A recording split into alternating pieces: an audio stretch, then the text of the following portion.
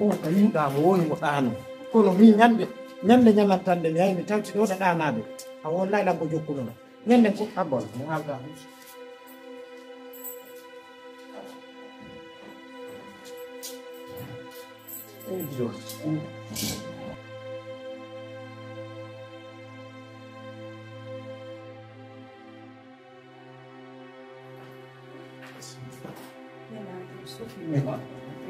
Anche non tua fina. Mi non era una dolida. Io no. Io sto mangiando. Io no. Nato sanzo da ta. Mi la sangiare. Wah. Allora, fatighe. Non ho fatigoso. Si torna ai cuisi. Mi ha lanciato. Ande mi golli la cogolle few. Io. Billahi. Depuis nodduno ɗaɗa hakkillande no ɓuri Na ɗum. Chérie, c'est vrai, l'air comme une autre malo, c'était tellement compliqué pour moi. Mais, Dani, lui sapere ko goɗɗo hoolordema donc assume des responsabilités. Et dis-moi, ñiri o ka frigo? ñiiri fof sala ka frigo ñamete hay fof mais t'inquiète chérie defay joni heñeni. Ok, mais Andy, c'est très compliqué vraiment vivre des nigoles. Il va golle ara kadi langa et défaut. C'est trop compliqué. Bien sûr. Et là, ta frigo, je le suis ici maintenant. Tu vas voir. Tiens, pas de gagne.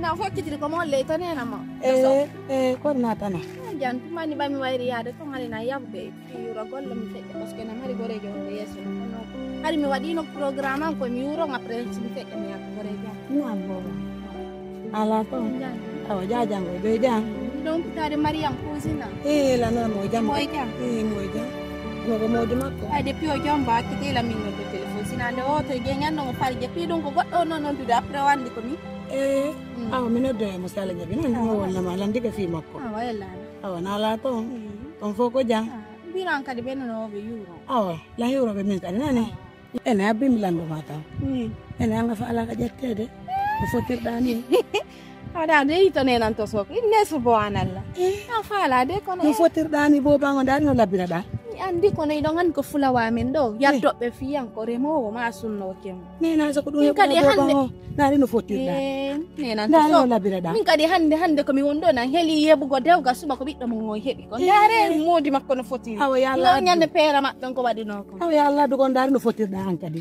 sebe yalti newnambe mi jabay na jabay ko bo bango yande ani kala yaltudo newnambe na dare no fotir da bo bango mi jabay kala yaltudo mi jabay ko na jodi do ko fulanaade petaga ko sare sumo biddo mangongo yeyi don kala nela nun andi no ngono ne nan to so ko do ngarti jaajo mo go yalla newno sugon don jomba ma yalla newno nan bo bango ne nan kadi ko ni sundini nan ko sundini le kala ngama duma hankala ardo yi afalata belle ta duwa ma ko gonga ja itele de ngatti ko ne nan to so akuna ngalla duwa ma dum no ko gonga mabbe aduwa ma dum don fe ko gonga mabbe jaja wola don senande ko non duwira jono tewti ge jaja mo mami tewtobe angani ko jija mon ne jija mon fo hakkile mon ne mami tewto jaja ya lokko ran kadi hodo ayono ono hakkile de ono ngi jaja mo do fota wala yuro min no mi ke pori balla wadi on yiwi ko suudu joni na yalla ko yaso ko goreja mi tawoy to sala wala ngarde ara ne bali no mi dawaye to sala de la yuro jaja nani o jome no foti few yalla ko ran kadi hodan bo bango billahi da foti few ida labba mo ino yalla ko hodan haneri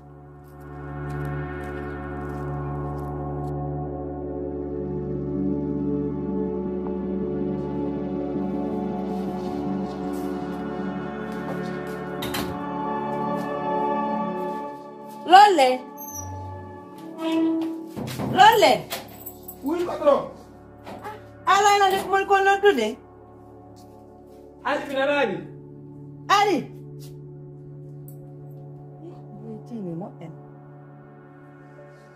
Ango noddude.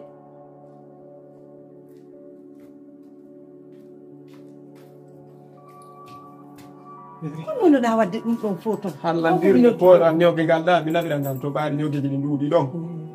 Ko anyande oɗa yire kuɓle ɗum. A gayni nettoyde sambriji ɗi hawto a faami lotana e wurgoji ɗi haɗi laaɓa pos sabra no en ɗo saabije ɗe faala hay danki weɗɗita ni yaalo ɓoytitananan sabro a faami ka waɗa golle ɗen fof heñeña mi leetini ka golle moƴƴa noon anani ko mon ma kon haalande Ngani patron. Weɗɗito danki fof. fof waɗa Lota sabro koyenga koye Allah ko non mi gayni kam lota e witirwal ngal kay. mawɗo fof an tigi ɗan damole ɗum ɗo fof poussiére on no e mum danki kam lota min mi nanma fi danki de anani kala mi anda an ko woni danki fof so mi nama min no mi yoɓɓude ene patron de patron gorko o gawno yaltude 6 heures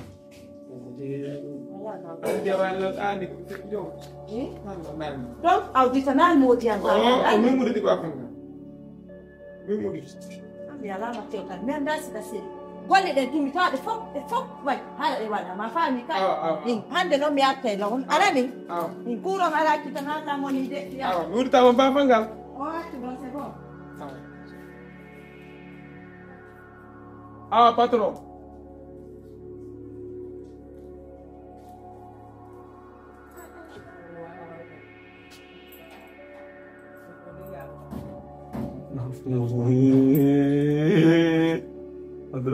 patron debbo ɓeeno dari de ɗum kala ndole heɓude wonde ŋuñumere sugu nde haras ɓe yalti ƴetta mo wara min wona ka terrasse o min suwa kurumba min wona ɗo ha lerde patron gorko debbo waratama gorko mi ɗowtamo min kadi o hoota min fija ga min ƴaga danki patron debbo ga min wona ɗo laara fiiɗo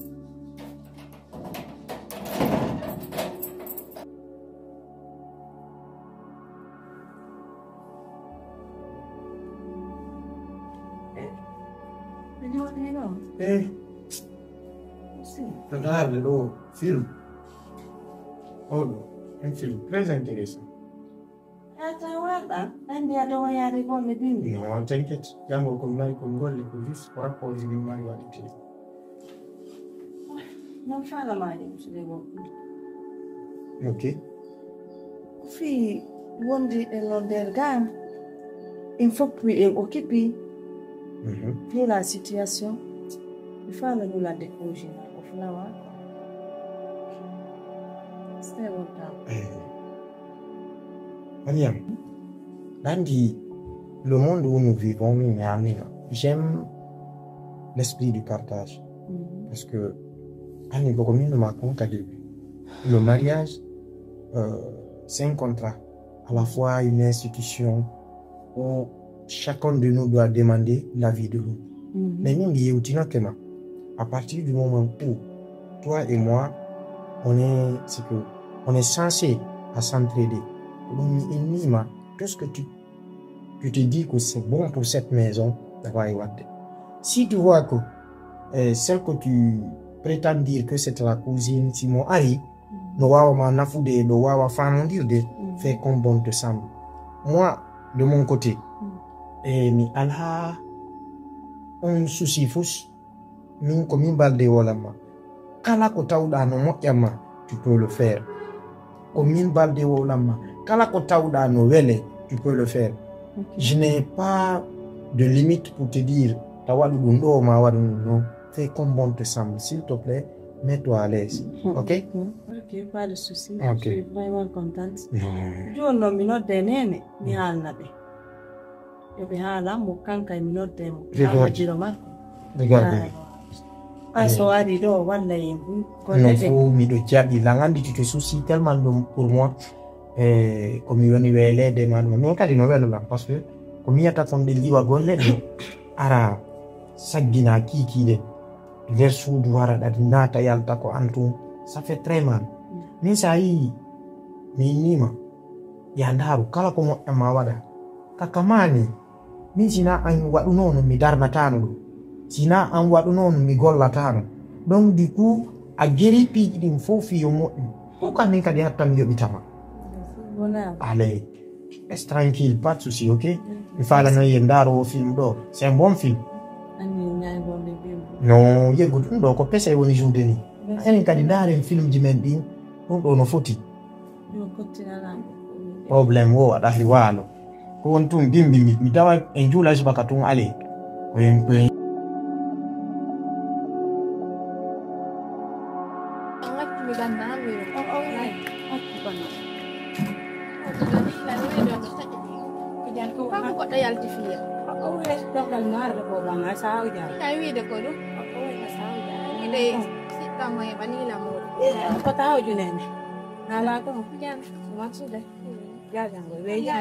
jaja mon le jang api da haw jina la yen da ko mi nyangan ne ko no bade ba non ko jo mo han mo de nulay mom so be mi anda on da mi yalti on hitin ta fi dum do nata nata bo ko min no duma ko fi jaja programme jaja mama ko sare uzina ka mo duma ko be fe pawni ka o e be se hunde wala weldi mo ina sera ben problème wo mina na entraînement be beta wala yaram ale to no dir ma do ko fi programme mar mo songi to mo ina wala golle ji din to walata mo hala ni law mo tipeni ni mo golle den ko wallahi na le golle biro he awa yiti no mo de mo ko no kipi kan kad mo kipi ale to no dir ma do di fala yew to wonden to wala ndir to hanyande an kad hebuda ko wiano fala ma nena mawdo nena to soka kam ya ton na ko dum de fala ko dum no dirma yende no ko ni do han mi no ngali na mari ga golle sera ka mi e atali gaselo ala fo mo golle tre to mi to israbe ara be walle to mo golle ra kutirma telen ton ka yeno jaaja mon jabana yon are fi jaaja ngon an nala fi programme ma be iwte golle ara be okkipi yo def are kene mo ronki bayno hedo weldi ko kay mo wolani ay am ko lay ni fugol jom baado defana jom baado min ni jom baka mi wado mi ya dum wona ella non bo bangon dum na ella non me kanko mo wayno la noddude bayno ni nan hande noddugol don wakkitino mebi no mo irano non few billa mara mo won sanji ne nan to so joni minani ko wi don ko ne nan to so mi wade sabu mi ha mi ko mi defal ko defugol gol tu yo defugol gol tu joni minani famo ndiro ko dum no yella la ido ngandi depuis me wonno kambe de veldi na ba na ko jomba do yalla tan be okkipi joni mi nalte jamma ay mi wona to be defu ka be woni dem yetta be na tan ko tiro ka joni c'est bon joni bay ko saro ni mi ade dum mi dara ne ora ko no mi am walli ko kasa de inu gollom buri dum si kasa ni no god dubi di to sini walle man ga saro aw sallallahu alaihi wa sallam go gamara no ko dimo modi yalla ko modi Allah ko modi an ko yara nan amin dum mi fara de yetto jaaja ne yeto de bay do ngandi jaaja mon yori mi hewto ko so dum yeto de de salon ta ko la ngandi ko jaaja ama joni mi yeyi sala awan jarama nan ko femina ta o jo jaaja no foto ko yalla ko rew do ko yara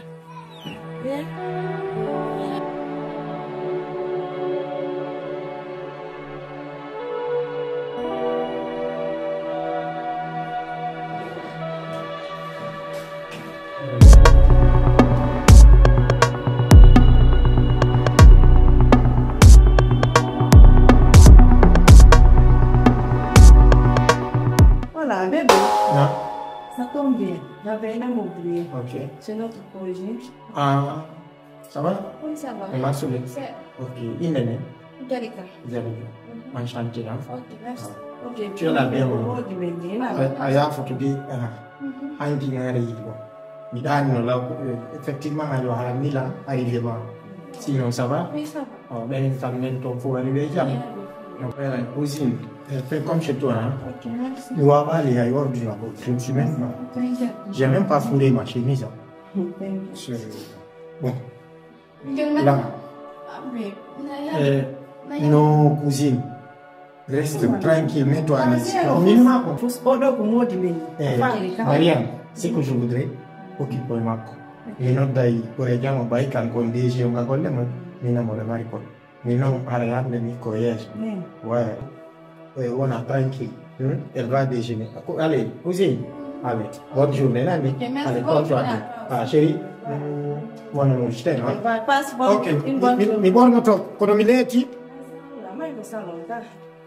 Ay wi ko wo ni ba na fi be ko ti me fa déjà ko suba be mudi be do ande da ba déjà bay nan fene ko usi hande ko wonde to suba be mudi be do da jeki to mode yes la joti idan ni jugo y gono ko yasi yes subhanallah ususta wa den na kan ko me ju be oblige ni benket landan ki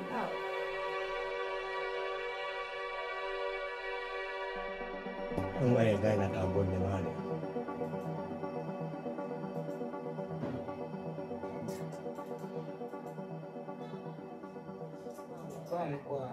Olumani den kala ngolem yum ati gun don taw après no wandi ni rek kono ko why ça va kono wala golle ni say wol ina jama di ni mais ano na golle ni nyani no adi de griola tu cherches un petit parcelle pour ta pour chambre de salon madame Naido para c'est pour toi ando ngambaldi ko siya talang kon wala parce que o jonta lang kon conseil ko kumoti bon ça dépend wad na no yarta no c'est qu'un si va vion quoi no yarta no no gasaro ya ko mi da puita no ay ka ok mais halal wano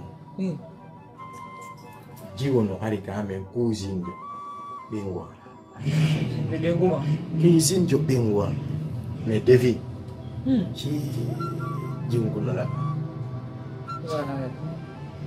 Unandi ko be fami parce que il faut be paul. Do no ngono ko fiya ko da yo ko. Imagine. Bingwa ngalata. Mimi alata. Et si ni bingwa ngara mene dido. Me yalti après minada. Ko jiwo do ko titala. Alato. Mimi profita mi wonda e jiwo ko. Ara me den wondi ko no me den kasudu. Tu t'imagines? Elle est très belle. Et puis ça y est. Toi-même tu seras un anon. On dirait bien. On donne si atino yude on don. Alors combien atino yude? Sérieusement, me donne pas. Eh ben, ça bita. Merci. Voilà un peu un peu la wa. Ok. Bah, en tant qu'ami, ça y est de l'eau.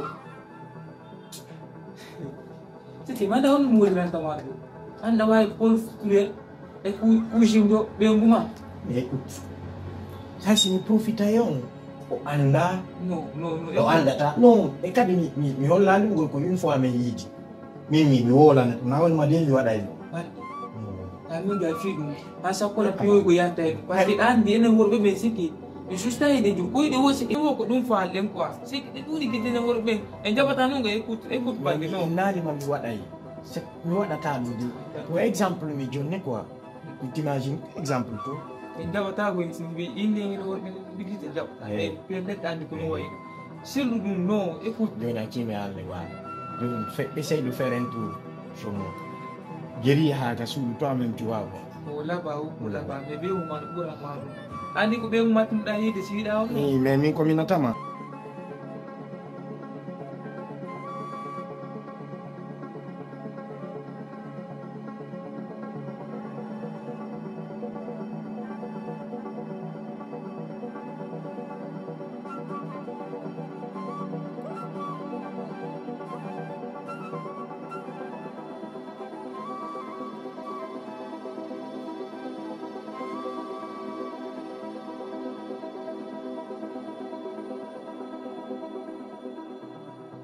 Lolle.